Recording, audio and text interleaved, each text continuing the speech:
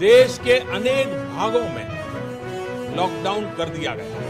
नमस्कार दोस्तों, स्वागत है आज के मुख्य समाचार की इस वीडियो में। दोस्तों, आज की बड़ी खबरों में आप सभी के लिए बड़ी खबर। जी हां, मोदी सरकार की हुई मुख्यमंत्रियों से बात। अभी अभी लॉकडाउन पर लिया गया ये बड़ा फैसला। जानेंगे पूरी खबर को विस्तार से, मोदी सरकार ने क्या बड़ा फैसला लिया है। तो वीडियो में अंत तक बने रहिएगा दोस्तों। इसी के साथ अगर आप भी एक किसान है तो आपके लिए मोदी सरकार की तरफ से एक नया संदेश आया है, जिसे जानना आप सभी के लिए बेहद जरूरी है दोस्तों। जी हाँ, अगर आप पीएम किसान सम्मान निधि योजना के लाभार्थी है तो आपको ये खबर जानना बेहद जरूरी है। इसी के साथ सरकारी कर्मचारियों को लेकर एक बड़ी खबर आई है, जिसे जानना आप सभी के लिए बेहद जरूरी है दोस्तों। और अगर आप SBI कार्ड यूज करते हैं तो आपके लिए बड़ी खबर आई है, आपको होगा बड़ा फायदा। जानेंगे पूरी खबर को विस्तार से। इसी के साथ अगर आप सब्जी खाते हैं या सब्जी खरीदने बाजार जाते हैं तो आपके लिए एक बड़ी खुशखबरी की खबर निकल के आ रही है, जिसे जानना आप सभी के लिए बेहद जरूरी है दोस्तों। इसी के साथ सरकार की तरफ से और भी तमाम बड़ी खबरें निकल के आ रही है। सभी खबरों को जानेंगे विस्तार से, तो आपसे निवेदन है कि वीडियो को लास्ट तक जरूर देखना। वीडियो को लाइक कीजिए और चैनल को सब्सक्राइब नहीं किया है तो जल्दी से सब्सक्राइब भी कर लीजिए। चलिए चलते हैं पहली बड़ी खबर की तरफ। पीएम किसान योजना, मोदी सरकार ने 2000 रुपए देने से पहले किसानों को भेजा ये संदेश, अब तुरंत उठाना होगा ये कदम। जी हां, आपको बता दें कि प्रधानमंत्री किसान सम्मान निधि स्कीम के तहत 9.85 करोड़ लोगों को लाभ मिल चुका है। मोदी सरकार 2000 रुपए की छठी किस्त 1 अगस्त से भेजना शुरू करेगी। इससे पहले सरकार ने किसानों को मोबाइल फोन पर एक महत्वपूर्ण संदेश भेजा है, जो कि किसानों के बड़े काम का है। इसमें लिखा है कि प्रिय किसान, अब आप अपने आवेदन की स्थिति पीएम किसान की हेल्पलाइन नंबर 011243000606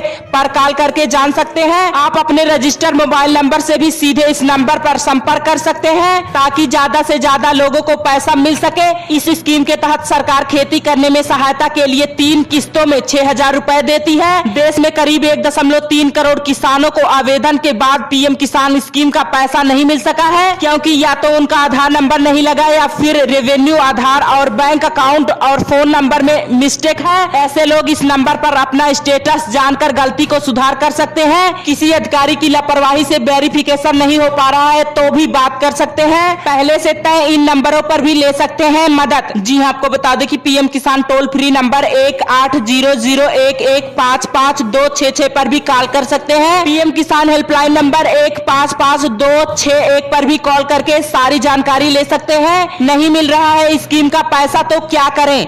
जी हाँ, आपको बता दें कि पात्र होने के बावजूद अगर आपको पीएम किसान सम्मान निधि योजना का पैसा नहीं मिल रहा है तो हो सकता है कि आपके रिकॉर्ड में कोई गड़बड़ी हो या कोई गलती हो। ऐसे में आप इन नंबरों पर कॉल करके सारी गलती को सुधार कर सकते हैं। आप अपना पैसा भी पा सकते हैं। सरकार की बड़ी तैयारी, इस साल महंगा नहीं बिकेगा प्याज, जानिए पूरी डिटेल। जी हाँ, आपको बता दें कि पिछले साल यानी कि 2019 में सबसे ज्यादा चर्चा में प्याज रहा है। प्याज ने आम लोगों को रुलाने में कोई कसर नहीं छोड़ी। प्याज के भाव में नरमी का कोई संकेत नहीं दिख रहा था। कीमतों में आए दिन इजाफा ही देखने को मिल रहा था। इतना ही नहीं, प्याज के दाम देश के कई शहरों में 200 रुपए प्रति किलो तक पहुंच गए थे। लेकिन इस बार केंद्र सरकार ने ऐसे उपाय किए हैं कि इसकी महंगाई पर लगाम लगाई जा सके। बता दें कि इस समय अच्छी औसत गुणवत्ता वाले प्याज की कीमत 1000 रुपए से 1400 रुपए प्रति क्विंटल के बीच है। प्रमुख शहरों में प्याज की कीमत 20 रुपए से 30 रुपए प्रति किलोग्राम पर बिक रही है, जबकि पिछले साल सितंबर, अक्टूबर और नवंबर महीने में प्याज के दाम देश भर में रिकॉर्ड ऊंचाई पर बने रहे। प्याज की कीमतों को काबू में रखने के लिए नेफेड ने सरकार की ओर से बफर स्टॉक बनाने के लिए उसने अब तक 25,000 टन प्याज की खरीदारी की है। ये खरीद किसान उत्पादक संगठनों, सहकारी समितियों और प्रत्यक्ष खरीद केंद्रों से प्रचलित दरों पर की गई है। पिछले साल नेफेड ने 2018-19 रबी सर्दियों की फसल से कुल 57,000 टन प्याज की खरीदारी की थी। नेफेड ने कहा कि इस बार प्रमुख उत्पादक राज्यों से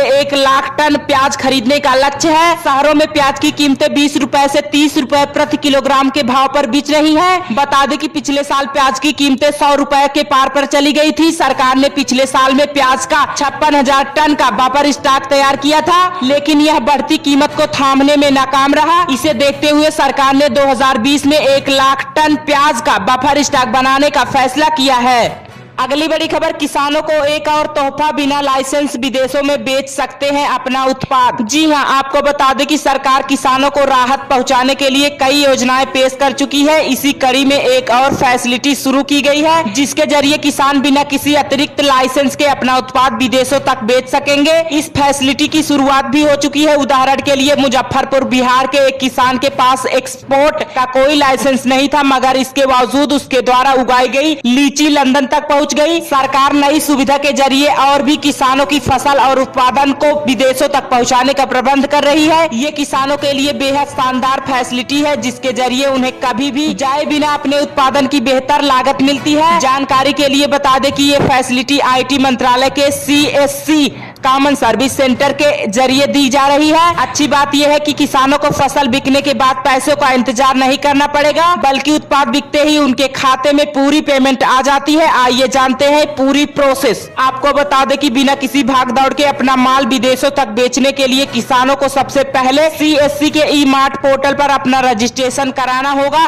ध्यान रहे कि रजिस्ट्रेशन के समय किसी भी किसान को कुछ महत्वपूर्ण जानकारी देनी होगी, जिसमें उत्पादन की जानकारी, उसका आकार यानी कि वजन शामिल है, साथ ही किस कीमत पर वो अपनी फसल बेचना चाहते हैं ये सभी बताना होगा। जमीन की जानकारी और किसान होने का प्रमाण भी देना होगा। किसान के पास बैंक अकाउंट होना जरूरी है, जिसमें उत्पाद की पेमेंट आएगी। पूरी जानकारी दिए जाने के बाद यह डिटेल ट्रेडर्स और कृषि निर्यातक को दी जाती है। क्या है ई-मार्ट प्लेटफॉर्म? जी हां, आपको बता दें कि ई-मार्ट प्लेटफॉर्म एक खास कारोबारी मंच है, जहां किसानों की फसल के लिए बोली लगाई जाती है। ई-मार्ट प्लेटफॉर्म पर ट्रेडर्स और एग्री निर्यातक भी मौजूद रहते हैं। उन्हें किसानों के उत्पाद दिखाया जाता है और इसी आधार पर वे उनके लिए बोली लगाते हैं। असल में ट्रेडर्स और एक्सपोर्टर को किसान द्वारा अपने उत्पादन के लिए मांगी जाने वाली कीमत नहीं बताई जाती है। इससे किसानों को बड़ा फायदा होता है। उदाहरण के लिए एक किसान अपने उत्पाद को 10 रुपए प्रति किलो पर बेचना चाहता है, मगर उसके उत्पाद के लिए 10 रुपए 50 पैसे की बोली लगाई गई है। ऐसे होती है किसानों की पेमेंट। जी हां, आपको बता दें कि किसानों के उत्पाद की बोली लगाने के साथ ही ट्रेडर्स और निर्यातकों को आधी कीमत CSC से जुड़े अकाउंट किसान के अकाउंट में जमा करनी होती है। इसके बाद कारोबारी की तरफ से तसल्ली और उत्पाद के वेरिफिकेशन के लिए अपने किसी कर्मचारी को भेजा जाता है। उत्पाद को ले जाने के साथ ही ट्रेडर CSC पर दिए गए अकाउंट में पूरा पैसा जमा कर देते हैं। इस पूरी प्रोसेस से बिचौलियों से किसान मुक्त हो गए हैं। इससे किसानों को लाभ भी मिलेगा। वहीं अगली बड़ी खबर, जोमैटो और सफल के बीच डील से आपको होगा बड़ा फायदा, फल और सब्जियों की होगी होम डिलीवरी। जी हां, आपको बता दें कि देश में लॉकडाउन के दौरान लोगों को जरूरत के सामानों को खरीदने के लिए काफी मशक्कत करना पड़ा था। इस दौरान लोग घरों से बाहर सामान खरीदने तो जा रहे थे, लेकिन उनके मन में कोरोना को लेकर भय जरूर था। ऐसे में फूड डिलीवरी कंपनी जोमैटो की तरफ से अहम सर्विस शुरू की गई है। जोमैटो और मदर डेयरी की फल एवं सब्जियों की शाखा सफल ने साझेदारी कर ली है। अब जोमैटो द्वारा सब्जियों की आपके घर तक डिलीवरी की जाएगी। शुरुआती दौर में यह सर्विस दिल्ली NCR के कुछ इलाकों में ही शुरू होगी। बता दें कि पहले चरण में सफल की तरफ से दिल्ली NCR में 11 जगहों पर डिलीवरी शुरू की जाएगी। इन इलाकों में सफल स्टोर्स पर सब्जियों और फलों के स्टॉक उपलब्ध कराए जा रहे हैं, ताकि जोमैटो से ऑर्डर कर रहे लोगों तक सब्जियों की खेप को पहुंचाई जा सके। बता दें कि ये सफल स्टोर्स 10 किलोमीटर के दायरे में सब्जियों और फलों की आपूर्ति करेंगे। यूजर्स अब घर बैठे ही जोमैटो के जरिए सब्जियों और फलों की होम डिलीवरी करा सकेंगे। सरकारी कर्मचारियों को बड़ा झटका, वेतन वृद्धि के लिए अगले साल तक करना होगा इंतजार। जी हां, आपको बता दें कि केंद्र सरकार के कर्मचारियों को इस वर्ष वेतन वृद्धि का लाभ नहीं मिल सकेगा। इसके लिए उन्हें अगले साल तक इंतजार करना होगा। सरकार ने इस संबंध में जारी किए गए एक आदेश में यह बात कही है। सरकार की ओर से जारी किए गए आदेश में कहा गया है कि केंद्रीय कर्मचारियों को वेतन वृद्धि के लिए अगले साल तक का इंतजार करना होगा। कार्मिक एवं प्रशिक्षण विभाग DOPT की ओर से जारी आदेश के मुताबिक केंद्र सरकार ने 2019-20 के लिए केंद्रीय कर्मचारियों के वार्षिक प्रदर्शन मूल्यांकन report annual performance assessment report APAR को पूरा करने की अवधि बढ़ा दी है। आदेश में कहा गया है कि इस अवधि को बढ़ाकर अगले साल मार्च 2021 तक कर दिया गया है। पहले यह अवधि 31 दिसंबर 2020 तक रखी गई थी। बता दें कि बीते मार्च में भी सरकार ने मूल्यांकन अप्रेजल प्रक्रिया को दिसंबर तक के लिए बढ़ाया था। नए आदेश में साफ है कि अब केंद्रीय कर्मचारियों को वेतन वृद्धि के लिए मार्च 2021 तक का इंतजार करना होगा। अगली बड़ी खबर, SBI कार्ड ने शुरू की BKYC की सुविधा, आपको होगा ऐसे फायदा। जी हां, आपको बता दें कि SBI कार्ड ने अपने ग्राहकों की सुविधा को ध्यान में रखते हुए एक नई सुविधा की शुरुआत की है। अब नो योर कस्टमर KYC की प्रक्रिया वीडियो के माध्यम से पूरी हो जाएगी। ग्राहकों के अनुभव को आसान बनाने के लिए इस सुविधा को कंपनी ने VKYC नाम दिया है। इस संदर्भ में कंपनी ने एक विज्ञप्ति में कहा कि यह सुविधा SBI कार्ड के लिए आवेदन करने की प्रक्रिया को पूरी तरह से कागज रहित डिजिटल बनाएगी। उल्लेखनीय है कि SBI कार्ड देश की सबसे बड़ी क्रेडिट कार्ड जारी करने वाली भारतीय स्टेट बैंक की अनुषंगी है। कम होगी धोखेधड़ी। जी हां, आपको बता दें कि कंपनी ने कहा कि BKYC से न सिर्फ धोखेधड़ी को कम करने में मदद मिलेगी, बल्कि यह KYC प्रक्रिया को पूरा करने में आने वाले लागत को करीब करीब आधा कर देगी। कंपनी ने देशव्यापी लॉकडाउन और कोविड-19 महामारी संकट के दौरान अपनी मेल जोल से दूरी के नियमों का पालन करने का ध्यान में रखते हुए यह सुविधा की शुरुआत की है। SBI कार्ड के प्रबंध निदेशक और मुख्य कार्यकारी अधिकारी हरदयाल प्रसाद ने कहा कि